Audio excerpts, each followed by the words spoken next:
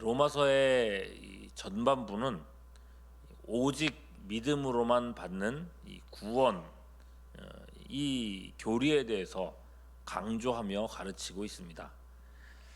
예수님의 십자가 죽으심은 다름 아닌 우리의 죄값을 대신 치러주신 일입니다. 그러므로 우리가 이 십자가를 볼 때에 우리가 해야 할 일이라는 것은요, 우리 죄에 대해서 스스로 갚으려고 드는 게 아닙니다. 뭐 고행을 한다거나 선행을 한다거나 해서 내 죄를 스스로 정화할 수 없다는 거예요. 오로지 2000년 전에 내 죄를 대신해서 예수님이 피 흘려 십자가에서 피 흘리셨음을 그저 믿고 받아들이는 것, 이것만이 우리 죄 문제가 해결될 수 있는 유일한 방법입니다. 그분이 흘리신 피는 우리의 어떤 죄라도 사하실 수 있으며 우리를 지옥에서 천국으로 인도한다는 말입니다. 문제는요, 사람들이 자신의 죄 문제가 얼마나 심각한지를 모른다는 겁니다. 뭐 이 정도 살았으면 뭐 잘 산 거 아니냐, 내가 무슨 뭐 살인을 한 것도 아니고 남의 돈을 뭐 크게 뭐 횡령한 것도 아니고, 언론에 막 나오는 그런 뭐 무시무시한 살인자나 이런 사람들, 범죄자에 비하면 나는 그래도 선량한 시민인데, 심지어 나는 가난한 사람도 곧잘 도왔고 힘든 사람들이 있으면 같이 눈물도 흘리고 공감도 해주는데, 이런 생각을 한단 말이죠. 뭐 살면서 뭐 조금조금한 그런 죄야 뭐 안 짓는 사람 없잖아요. 그런 것 때문에 지옥 간다? 이게 말이 되냐? 이런 이제 생각들을 하게 되는 겁니다. 이런 생각을 하는 사람이요, 신앙을 갖는다는 게 참 쉽지가 않습니다. 신앙을 가지더라도, 교회를 다니고 심지어 직분을 가지더라도 신앙생활이 피상적으로 변해가는 게 맞는 거죠. 도덕적인 설교를 하고 좋은 말만 하면 오늘 말씀 참 좋다 이렇게 생각을 하고, 죄에 대해서 설교하면 저런 죄들은 나랑 상관없고 극악무도한 아주 나쁜 사람들, 이건 남의 일, 이렇게 넘겨버린단 말입니다. 그러니까 신앙이, 예수님의 십자가가 사실 나랑 별로 상관없는 그런 신앙생활을 한다는 거죠. 그러다가 어느 날 말씀 속에서 하나님의 거룩을 발견하게 되는 겁니다. 그분의 율법을 제대로 깨닫고 하나님이 얼마나 순전하신 분인지를 알게 되고, 하나님이 제시하신 우리 삶의 기준이라는 게 얼마나 높은 것인지를 깨닫는 거죠. 그제서야, 그 말씀을 깨닫고 나서야, 하나님의 거룩한 임재 안에 들어가고 나서야 무너지는 거예요. 내가 얼마나 하나님의 그 기준에 못 미치는 사람인지, 내가 얼마나 극악한 죄인이었는지, 천국이 문제가 아니라 영원토록 지옥 형벌을 받아 마땅했는지를 그제서야 알게 된다는 거예요. 그걸 로마서, 어제 말씀이죠, 로마서 5장 20절에서는 이렇게 말씀하고 있어요. 율법이 들어온 것은 범죄를 더하게 하려 함이라. 하나님의 말씀, 율법을 보고서야 내가 나 같은 죄인이 되는 거예요.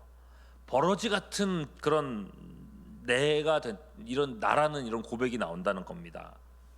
아무리 죄를 토해내도 부족하다는 생각밖에 안 든다는 거예요. 그럴 때야 십자가의 은혜라는 게 절절하게 내 심령 안에 들어온다는 말입니다. 이러한 죄인을 살리시겠다고 하나님이 아들을 주신 거구나. 그래서 로마서 5장 20절 후반절에 죄가 더한 곳에 은혜가 더욱 넘쳤나니, 이런 고백이 나오는 거예요.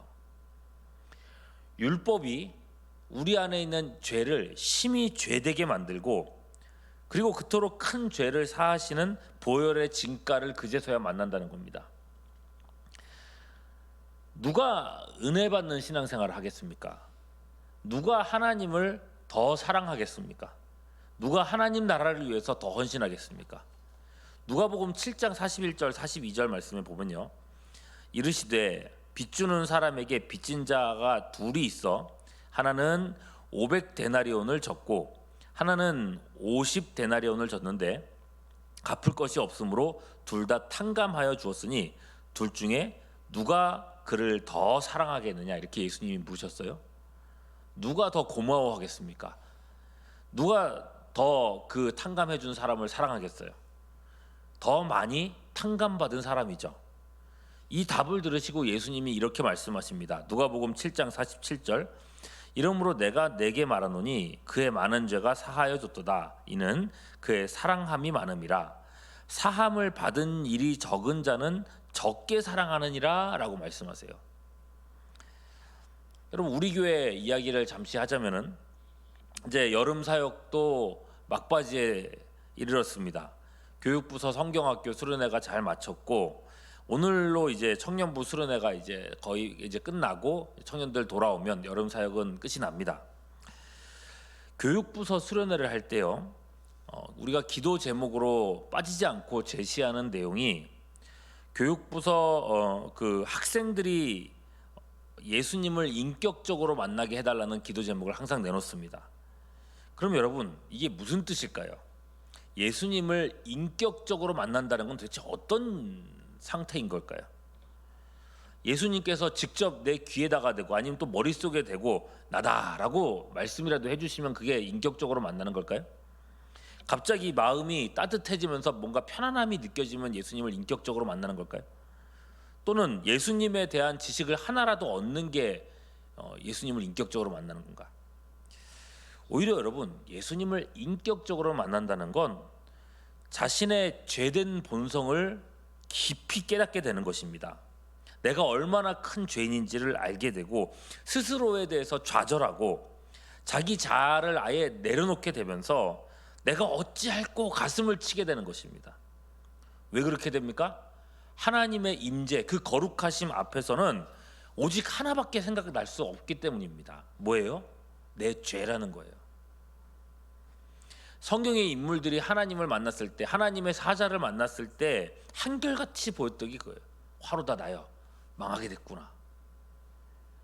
그 절망감 속에서야 오늘 우리가 찬송했던 그 고백을 우리가 하게 되는 거예요. 이러한 죄인을 사랑하사 주께서 몸버려 죽으셨다. 죄를 토해내고 바로 십자가 보혈로서 자신을 씻는 사람이 참으로 은혜 받은 사람이고 참으로 예수님을 인격적으로 만난 사람이라는 것입니다. 자, 여러분, 그렇다면 죄사함의 이 참된 은혜를 만난 사람, 인격적으로 주님을 만난 사람은 이제부터 도대체 죄를 어떻게 대하게 되는 걸까라는 겁니다. 어떤 사람은요, 이렇게 착각을 합니다. 그게 오늘 이제 로마서 6장 말씀인데요, 1절에 보면은 그런즉 우리가 무슨 말을 하리요? 은혜를 더하게 하려고 죄에 거하겠느냐? 여러분, 방금 제가 말씀드렸던 것처럼 죄를 더 많이 깊이 깨달을수록 은혜를 더 크게 깨닫는다고 하니, 그러면 내가 더 큰 죄를 지으면 더 큰 은혜를 깨닫게 되지 않겠느냐? 이렇게 생각하는 사람들이 있을 거라는 거죠. 이건 좀 극단적인 예로 얘기를 한 건데, 이렇게까지 극단적이지 않더라도요, 이런 생각을 하는 사람 많은 것 같아요. 오직 믿음만으로 구원을 받는다고 하니 이제는 내가 믿으니까 아무리 큰 죄를 지어도 어차피 용서받을 거고 고로 내 마음대로 살아간다 할지라도 나는 구원은 받는다. 이런 착각자들을 위해서 오늘 로마서 6장이 기록된 겁니다. 믿음으로 구원받은 사람들의 상태라는 거죠.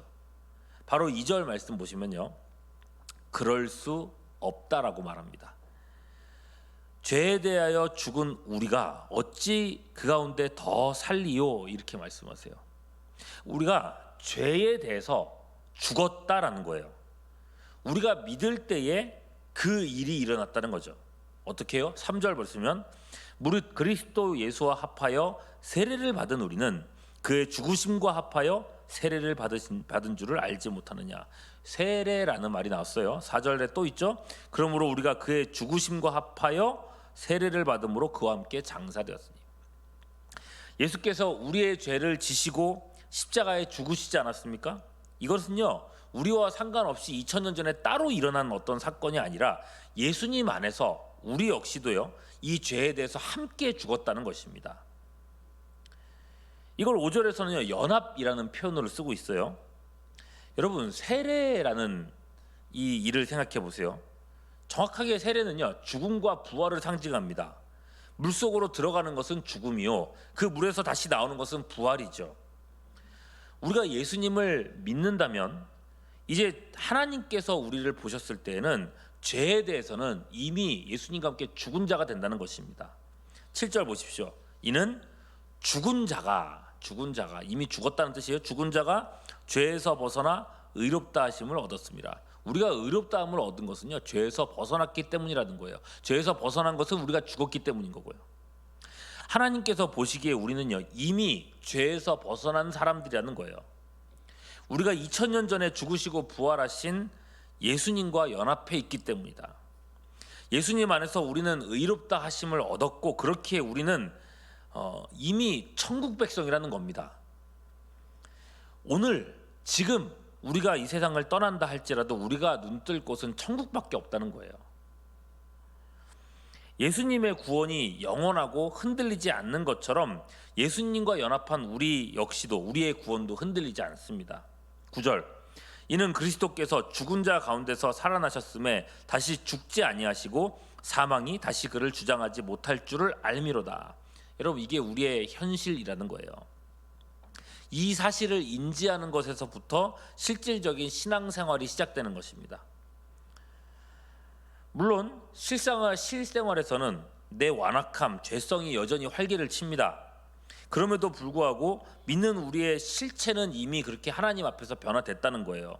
11절 이와 같이 너희도 너희 자신을 죄에 대하여 죽은 자요 그리스도 예수 안에서 하나님께 대하여는 살아있는 자로 어떻게 하라 그럽니까? 여길지어다라 그랬어요. 여길지어다. 이게 핵심입니다. 그렇게 여기고 살라는 거예요. 12절 13절을 보면요 우리가 넘어지는 이유에 대해서 이렇게 얘기를 하고 있습니다. 우리가 분명히 죄에 대해서 죽었음에도 불구하고 하나님께서 보셨을 때 우린 죄에서 자유함을 얻었음에도 불구하고 넘어지는 이유가 뭐냐? 그러므로 너희는 죄가 너희 죽을 무엇을요? 몸을 지배하지 못하게 하며 몸의 사욕에 순종하지 말고 다음 절 또한 너희 지체를 불의의 무기로 죄에게 내주지 말고 오직 너희 자신을 죽은 자 가운데서 살아난 자같이 하나님께 드리며 너희 무엇을요? 지체를 의의 무기로 하나님께 드리라. 뭐가 문제라는 거예요? 이 땅에 속해 있는 우리의 육신, 몸, 지체 이게 문제라는 거예요. 이 육신의 연약함 때문에 우리가 죄에 대해서 죽은 이 사실에도 불구하고 자꾸 죄의 방향으로 끌려갈 수밖에 없다는 겁니다. 그래서 여길지어다가 중요합니다. 내가 누군데 나는 죄에 대해서 죽은 하나님의 자녀야. 나는 천국 백성이야. 그러니 나는 더 이상 내 몸을 죄에게 내주지 않을 거야 라고 선언을 해버리라는 거예요. 그리고 실제로 내 몸을 하나님 원하시는 삶을 위해서 내어드리라는 것입니다. 그렇게 살려고 작정하고 마음 먹으면 그렇게 살도록 하나님께서 이끌어 주신다는 거죠. 14절 죄가 너희를 주장하지 못하리니 이는 너희가 법 아래 있지 아니하고 어디 아래 있다고요? 은혜 아래 있다고요. 내가 죄를 지어도 여전히 구원받을 수 있는가? 죄를 더 크게 지을수록 더 큰 은혜를 받는 건가? 이건 여러분 이런 생각을 한다는 거는 아직 진정한 구원을 맛보지 못한 사람들이 하는 소리라는 거예요. 내가 믿음을 통해서 누구와 연합되어 있는지를 아직도 모른다는 겁니다. 이제부터는 내 몸을, 내 육체를 누구에게 내어드리느냐의 싸움이 우리에게 남아있다는 겁니다. 19절 보십시오. 너희의 육신이 연약함으로 내가 사람의 예대로 말하노니 전에 너희가 너희 지체를 부정과 불법에 내주어 불법에 이른 것 같이 이제는 너희 무엇을요? 지체, 몸이잖아요. 너희 몸을 의에게 종으로 내주어 거룩함에 이르라 라고 권면하는 거예요. 참 신자는요 죄가 얼마나 무서운지를 아는 사람이라는 겁니다. 죄가 하나님과의 사이를 내는 것이고 그 마지막은 사망밖에 없음을 신자는 뼈저리게 아는 사람이라는 거예요. 그러므로 그 길을 부끄러워할 줄 안다고 합니다. 21절 보십시오. 너희가 그때에 무슨 열매를 얻었느냐? 이제는 너희가 그 일을 죄의 일들을 부끄러워하나니 이는 그 마지막이 사망이기 때문이라고 말씀하세요. 죄의 일을 부끄러워하는 사람. 여러분 이런 말 해서 죄송하지만요. 종종 우리가 그런 말 하지 않습니까? 사람이요. 똥을 피하는 건요. 똥을 가지고 놀거나 뭐 그렇게 하지 않는 것은 그게 더럽다는 것을 정상적인 사람이라면 누구라도 알고 있는 것이고 정상적인 사람의 본성은 그 더러운 것을 멀리 할 줄 알지 않습니까? 구원받은 우리들에게 죄가 그렇다는 겁니다. 죄의 문제는요. 내가 좋은 사람이냐 안 좋은 사람이냐의 문제가 아니에요. 내가 구원받은 사람이냐 구원 못 받은 사람이냐의 그런 본성의 문제가 된다는 것입니다. 가인이 아벨을 질투해서 죽이기 전에 하나님께서는 가인에게 이렇게 경고하셨습니다. 창세기 4장 7절 네가 선을 행하면 어찌 낯을 들지 못하겠느냐 선을 행하지 아니하면 죄가 문에 엎드려 있느니라. 죄가 너를 원하나 너는 죄를 어떻게 하라 그랬어요? 다스릴지니라. 죄를 다스리지 못한 가인의 끝이 얼마나 비참했는가를 오늘 아침에도 기억하시면서 천국 백성의 자존감을 가지고 거룩한 삶을 살아드리는 우리 모두가 될 수 있기를 주님의 이름으로 축원합니다. 기도하겠습니다. 주님, 죄가 문에 엎드려 있지 않은지 우리 자신을 돌아보게 하시옵고 습관적인 죄악들 우리의 몸으로 생각으로 말로 스스로를 더럽히는 모든 것들을 십자가 앞에 내려놓게 하여 주시옵소서. 그렇게 세상과 구별되며 하나님의 거룩을 드러내는 우리 삶이 되기를 원합니다. 하루 순간순간에 우리를 붙들어 주시옵소서. 오늘도 주님을 의지하옵고 우리 구주 예수 그리스도 이름으로 기도하옵나이다. 아멘.